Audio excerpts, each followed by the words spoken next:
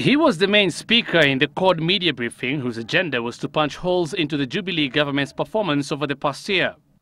But by the time the briefing was over, Kalonzo Musyoka had talked himself into the main news and in the process effectively elbowing CORD's serious concerns into the periphery.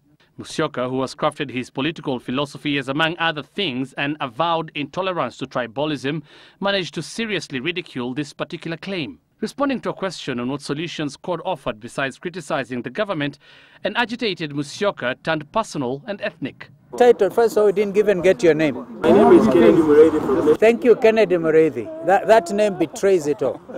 Absolutely. Thank you. I have nothing else to say. I have nothing else to say. Absolutely. Yeah. Very good. His remarks triggered angry and, ironically, many ethnic-laced reactions, especially on social media. The reactions were especially virulent under the Twitter hashtag "Someone Tell Kalonzo Musyoka," accused of being tribal. At Kelvin Kiprono said, "Coming from someone who wants to be the president of this country, I think that is the lowest it can ever get." At Posse Rank said, "Someone tell Kalonzo we don't want to follow the South Sudan way. We learned our lesson in 2007. But at John Gashuru said, "Kalonzo talked the hard truth, but in the wrong forum." Later in the evening, Musyoka, through his press aide, Dennis Kavisu, sent to newsrooms an apology for the slur. He further claimed to have since reconciled with the journalist Kennedy Mureithi over tea. But the said apology drew further controversy, with the journalist in question denying knowledge of the meeting and an apology. Musyoka said, and I quote, "I felt he had asked a misleading question, and my answer to him was that his assumed political tilt was evident and reflective of the very polarized society that Kenya has become." He further said, "I did have tea with Mureithi and duly apologized for any hurt my remark would have caused.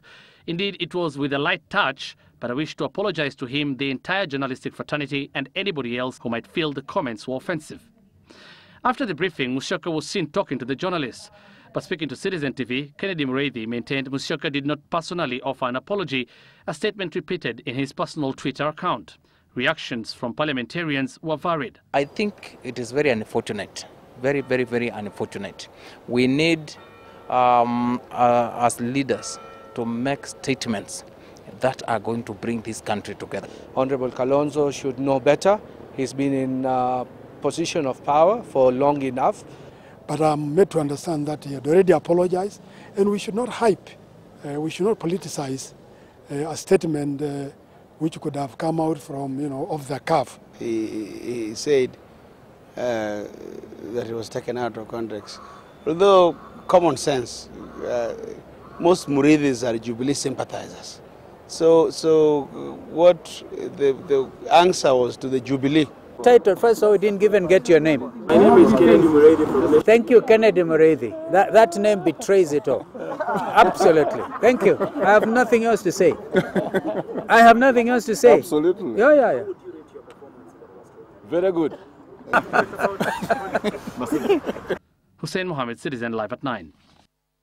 I'll go to my panel on that question, and I want to begin with Junaid Mohammed, the Sunnaist MP, because you are a member of ODM and so of CORD. Is that the position of CORD, that most Mureithis, quote, are Jubilee sympathizers and as such should be dismissed?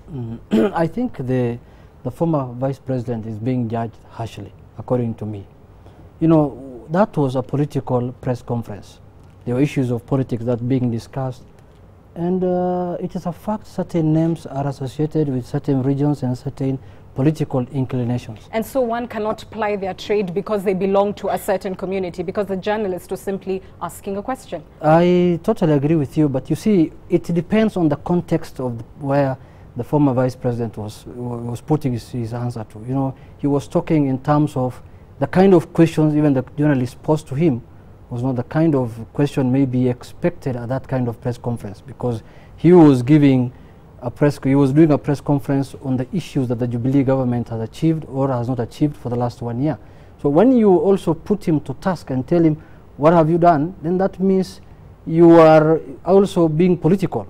You're asking him a political question. I don't think he's being judged harshly, and I believe there is nothing. If that can become a tribal profiling, then I don't know some communities in Kenya what they will say, because that is just a slur. I don't think. Your thoughts? Yeah, I think it's really unfortunate for the former vice president to have made such an unfortunate statement. And in fact, I want to say that he must have first understood that the work of a journalist is to inform people.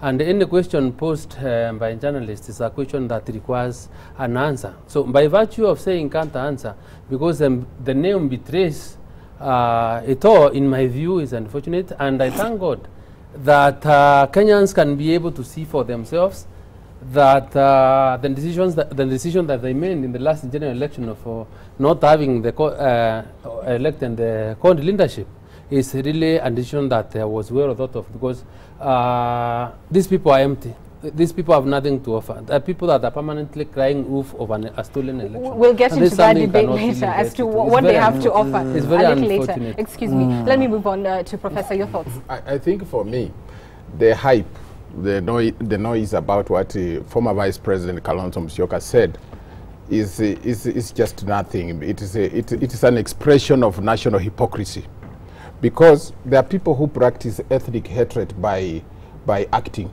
They act probably by appointing people from their own communities without worry. They are expressing through actions. There are others who talk about it directly, like what Kalonzo does. What is important is to move the debate to the next level. Is what Kalonzo saying true or false? The ethnic hatred in this country is big, and we have been asking the current government to make sure that there is true national reconciliation. It has not done it. So what Kalonzo has done is to come out and say what is true. And the point is not to condemn Kalonzo, because there are those who are quiet and they are feeling the same. The point is, how do we make sure we expel it from the minds of the people, and we must start acting now. That is where the debate is, not whether Kalonzo said something that you don't like or you like. It is true, ethnic hatred in this country is real and big. But the question is whether or not he should have responded that way to a journalist's question on a national issue. No, he was authentic, because there are people who want to pretend. They will tell you, Anne, I like you, but they know that Anne should die the next minute. But there are those who tell you that I don't like you. So Kalonzo is saying what he feels inside himself. Those who are condemning him could do worse. That's my point. We'll be back to that discussion a little later on Opinion Court. We move on to security matters, and bomb experts were today called in after a vehicle loaded with explosives was found abandoned along Juja Road in Nairobi near the scene of yesterday's explosion that killed 4 people, among them 2 policemen.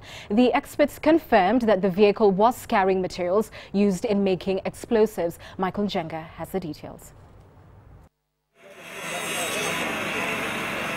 Barely 2 hours after a car exploded at